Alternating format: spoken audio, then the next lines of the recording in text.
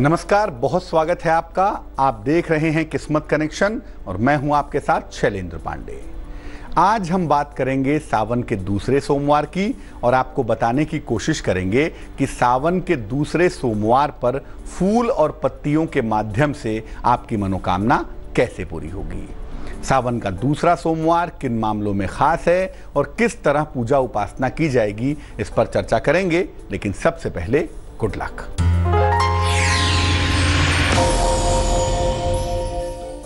अगर अच्छा काम करने के बावजूद, मेहनत के बावजूद आपको नाम और यश नहीं मिल रहा है, तो ऐसी दशा में हर रविवार को गाय को या किसी पशु को गुड़ और रोटी खिलाना शुरू करें। निश्चित रूप से आपको आपके काम का नाम और यश प्राप्त होगा। सबसे पहले जानते हैं कि इस बार सावन के दूसरे सोमवार का महत्व क्या है, इंपॉर्टेंस क्या है। सावन का हर सोमवार अपने आप में महत्वपूर्ण है, लेकिन इस बार सावन का जो दूसरा सोमवार है वो अष्टमी तिथि के साथ आ रहा है। अष्टमी तिथि के स्वामी स्वयं शिव होते हैं। शिव उपासना की बेहतरीन तिथि मानी जाती है अष्टमी। हालांकि महीने के दो अष्टमियां हैं, शुक्ल पक्ष की और कृष्ण पक्ष की। कृष्ण पक्ष की अष्टमी पर शिव पूजन बहुत अच्छा होता है और शुक्ल पक्ष की अष्टमी पर शिव पूजन नहीं करना चाहिए। तो महीने की दो अष्टमी है और दोनों का महत्व अलग अलग है। ये कृष्ण पक्ष की अष्टमी है, इसके साथ सावन का महीना है और सोमवार का दिन है। तो ये जो कॉम्बिनेशन बन गया, अष्टमी तिथि, सोमवार और सावन का, ये संयोग जीवन की हर मनोकामना को पूरा कर सकता है, जीवन की हर मुश्किल को दूर कर सकता है।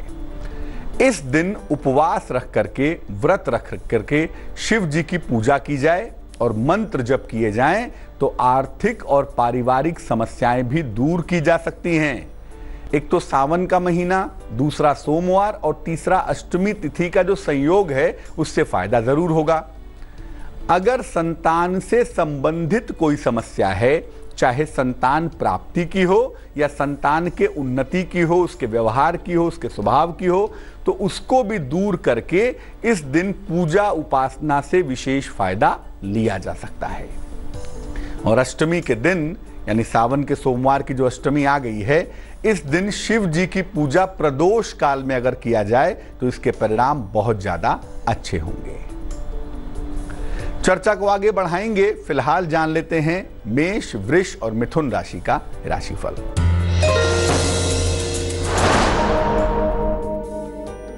मेष राशि, मान सम्मान की प्राप्ति होगी। धन का निवेश बिल्कुल ना करें और यात्रा करने से बचाव करें। शुभ रंग धानी है और भाग्य है 69%।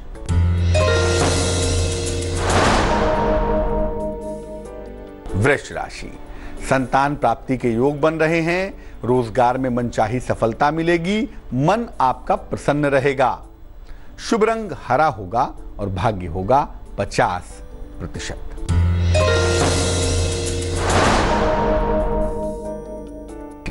वाणी पर नियंत्रण बनाए रखें। जीवन साथी के स्वास्थ्य का बहुत ध्यान दें। दौड़ भाग थोड़ी कम करें, आपका स्वास्थ्य न खराब हो जाए। शुभ रंग फिरोजी है और भाग्य है 81%। अब ये जानते हैं कि सावन के सोमवार की सामान्य पूजा विधि क्या है, सामान्य तरीका क्या है पूजा करने का। इस दिन सवेरे स्नान करके श्वेत वस्त्र धारण करें, सफेद कपड़े पहन लें और इसके बाद भगवान शिव को जल और बेलपत्र अर्पित करें। उनको सफेद वस्तु का भोग लगाएं तो बहुत ज्यादा अच्छा रहेगा। चावल है, चीनी है, दूध है, इसका भोग लगाएं उनको। और इसके बाद नमः शिवाय का यथाशक्ति जप करें, जितना कर सकें उतना करें। रात के समय भी, क्योंकि रात की पूजा सबसे अधिक फलदायी होती है, रात के समय भी भगवान शिव के सामने घी का दीपक जलाकर नमः शिवाय का जप करें, शिव मंत्र का जप करें। और याद रखें कि अगर सोमवार का व्रत रखें, उपवास रखें तो बहुत अच्छा होगा। जलाहार और फलाहार ग्रहण करें, जल और फल ग्रहण करें और नमक और अनाज का सेवन ना करें। उपवास ना रख पाए तो कोई बात नहीं, सात्विक भोजन ग्रहण करिएगा। प्याज, लहसुन, मांस, मदिरा आदि का प्रयोग मत कीजिएगा। किस किस तरह के फूल पत्ती से कैसी कैसी मनोकामना पूरी होगी, इस पर बात करेंगे। लेकिन फिलहाल कर्क, सिंह और कन्या राशि का राशिफल।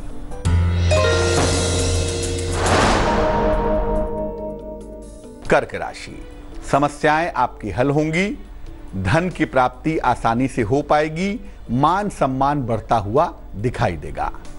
शुभ रंग पीला है और भाग्य है प्रतिशत।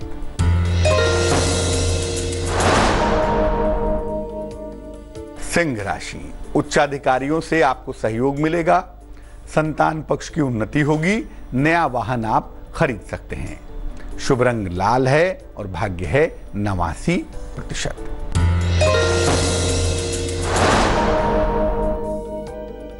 कन्या राशि, नौकरी में परिवर्तन हो सकता है, धन की हानि से बचाव करें, किसी अतिथि का आगमन होता हुआ भी दिखाई दे रहा है। शुभ रंग नीला होगा और भाग्य होगा 67%।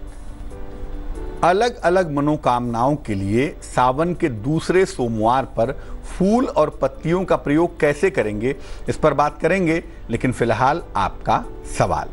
सीमा ने हमें मेल लिखा है, लखनऊ से लिखती हैं, जन्म की तारीख है 10 फरवरी 1989 1989, जन्म का समय सुबह के 9 बजे, जन्म का स्थान लखनऊ। पूछ रही हैं कि नौकरी में बहुत सारी दिक्कतें आ रही हैं, नौकरी में बहुत सारी समस्या आ रही है। फिलहाल सरकारी नौकरी कर रही हैं, पति से दूर रहना पड़ रहा है, तो क्या नौकरी करनी चाहिए या छोड़ देनी चाहिए? भविष्य में नौकरी मिलेगी या नहीं मिलेगी? और पति के साथ रह पाना कब से संभव हो पाएगा, इस बारे में भी जानना चाहती हैं। देखो, आपकी कुंडली का जो शनि है सेपरेटिव प्लेनेट है, विच्छेदन कारक ग्रह है, वो काफी मजबूत स्थिति में है। ऐसी दशा में पारिवारिक जीवन में, वैवाहिक जीवन में अलगाव हो जाना बड़ा स्वाभाविक होता है और यहाँ पे वो दिखाई दे रहा है। लेकिन नौकरी छोड़ने की फिलहाल कोई संभावना कुंडली में नहीं बनती। हाँ, ये जरूर है कि थोड़ा प्रेशर है जो इस साल के अक्टूबर के बाद से कम हो जाएगा। अक्टूबर 2017 के बाद नौकरी की स्थितियां बेहतर होंगी। अभी यही नौकरी कंटिन्यू करिए और 2018 के अंत तक आते आते स्थितियां ऐसी बनेंगी कि आप अपने पति के साथ रह पाएंगी, कोई मुश्किल खास नहीं है। तो नौकरी छोड़ने का बिल्कुल प्रयास न करें, वरना मामला गंभीर होगा। फिलहाल मन मजबूत हो जाए, नौकरी की मुश्किलें दूर हो जाएं और वैवाहिक जीवन ठीक हो जाए। इसके लिए क्या करेंगी? इसके लिए रोज सुबह और रोज शाम को नमः शिवाय का जप करिए और एक ओपल नाम का रत्न वजन में 12 से 14 रत्ती चांदी की अंगूठी में, सीधे हाथ की तर्जनी उंगली में शुक्रवार की शाम को धारण करिए। इससे आपको लाभ होगा। अब ये जानते हैं कि अलग अलग मनोकामनाओं के लिए किस तरह से सावन के दूसरे सोमवार पर फूल और पत्तियां भगवान शिव को अर्पित की जाएं और उससे फायदा क्या होगा। अगर धतूरे का पुष्प भगवान शिव को अर्पित किया जाए सावन के दूसरे सोमवार पर, तो मनचाहे संतान की प्राप्ति होगी। आपको मनचाही संतान चाहिए, आपको योग्य संतान चाहिए, आप धतूरे का फूल शिवलिंग पर अर्पित करिएगा सावन के सोमवार पर। बेल पत्र अगर अर्पित किया जाए तो ऐसा कहा जाता है कि जो कोई भी मनोकामना है, जो कोई भी इच्छा है, वो पूरी होगी और आपके आयु में वृद्धि भी होगी। इसलिए बेलपत्र भी अर्पित कर सकते हैं अगर कोई खास मनोकामना पूरी करनी है और अपने आयु को बढ़ाना है, स्वास्थ्य की मुश्किलों को दूर करना है। जपा कुसुम, जिसको गुड़हल कहते हैं, हिबिस्कस कहते हैं, गुड़हल का फूल या जपा कुसुम अगर आप अर्पित करें तो शत्रु और विरोधी आपके शांत होंगे।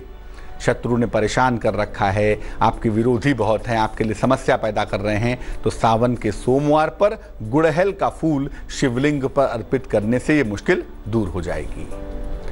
बेले का फूल अगर अर्पित किया जाए शिवलिंग पर तो सौभाग्यवती और अच्छी पत्नी मिलती है। यानी जिन पुरुषों का विवाह नहीं हो पा रहा है वो भी, और जो चाहते हैं कि विवाह के बाद अच्छी पत्नी मिले, वैवाहिक जीवन ठीक रहे, उन्हें बेले का पुष्प शिवलिंग पर अर्पित करना चाहिए। अगर हर श्रृंगार के फूल अर्पित किए जाएं शिवलिंग के ऊपर तो धन और संपत्ति की प्राप्ति होती है।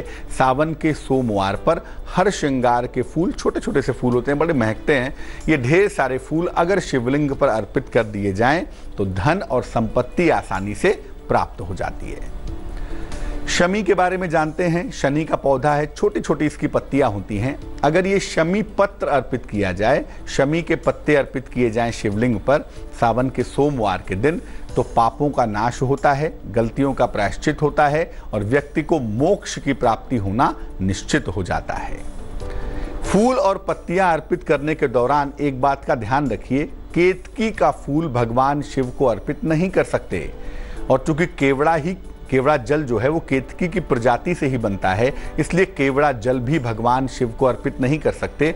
तो भूल कर भी केतकी और केवड़ा शिव जी को अर्पित मत कीजिएगा, वरना इसके परिणाम खराब होंगे। सावन के दूसरे सोमवार पर एक विशेष मंत्र का जप करने से भी फायदा होगा। वो मंत्र कौन सा होगा, उसका जप कैसे करेंगे, इस पर बात करेंगे। लेकिन फिलहाल तुला, वृश्चिक और धनु राशि का राशिफल।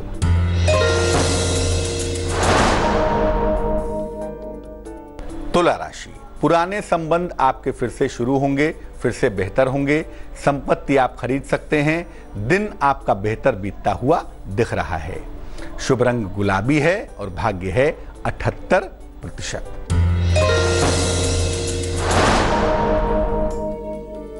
वृश्चिक राशि, नौकरी में बदलाव की संभावनाएं दिखाई दे रही हैं। वाहन दुर्घटना से आपको बचाव करना है, वाहन चलाने में सावधानी रखनी है और वाणी पर नियंत्रण बनाए रखें। शुभ रंग नारंगी है और भाग्य है 88%।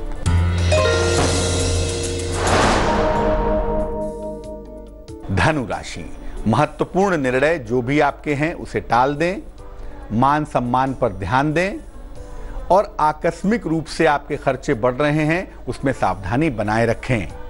शुभ रंग सुनहरा होगा और भाग्य होगा 67%। अब आपको बताते हैं कि सावन के दूसरे सोमवार पर किस मंत्र का जप करने से आपको फायदा होगा, लाभ होगा।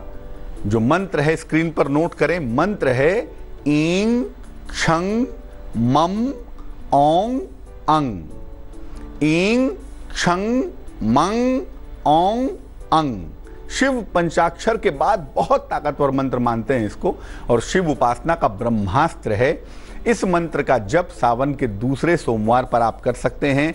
रुद्राक्ष की माला से इस मंत्र का जप किया जाएगा भगवान शिव के सामने बैठकर, और कोई एक खास मनोकामना जो आपके लिए पूरा करना बहुत जरूरी हो, इस मंत्र का जप करने के बाद उस मनोकामना को पूर्ण करने का प्रयास करिएगा, प्रार्थना करिएगा, आपकी मनोकामना पूरी हो जाएगी। मकर, कुंभ और मीन राशि वालों का वक्त कैसा है, आइए जानते हैं।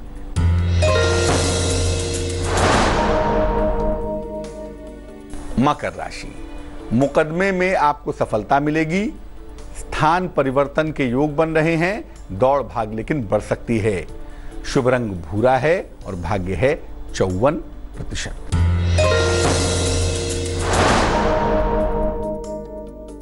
कुंभ राशि, उपहार का लाभ मिलता हुआ दिखाई दे रहा है।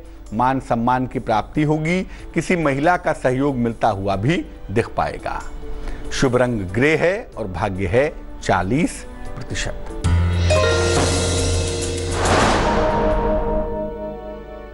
मीन राशि, मान सम्मान में समस्या ना आ जाए, दिक्कत ना आ जाए।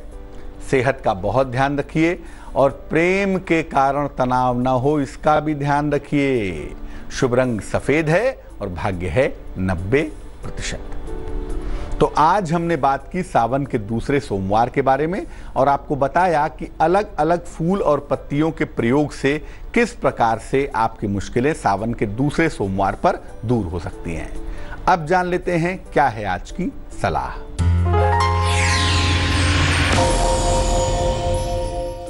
अगर आप पुरुष हैं और आपका विवाह नहीं हो पा रहा है तो सावन में एक विशेष उपाय करने से आपका विवाह हो सकता है। क्या उपाय है? सावन में लगातार 9 दिन तक एक विशेष उपाय करें। रोज सुबह जल में जरा सा गुड़ मिलाएं और जल में गुड़ मिला के वो जल शिवलिंग पर अर्पित करें और इसके बाद भगवान शिव को सफेद फूल अर्पित करें। जल में गुड़ मिला के शिवलिंग पर डालें और उसके बाद सफेद फूल भगवान शिव के शिवलिंग पर अर्पित करें और इसके बाद शीघ्र विवाह की प्रार्थना करें। अगर आप पुरुष हैं तो आपका विवाह जल्दी होगा, लेकिन ये उपाय लगातार 9 दिन तक प्रातःकाल करना पड़ेगा। तो आज के लिए किस्मत कनेक्शन में बस इतना ही। फिर हाजिर होंगे किसी नए विषय के साथ, आपकी समस्या के समाधान के साथ। तब तक के लिए मुझे दीजिए इजाजत। आगे देखिए रिश्तों की कहानी संजय सिन्हा के साथ। नमस्कार।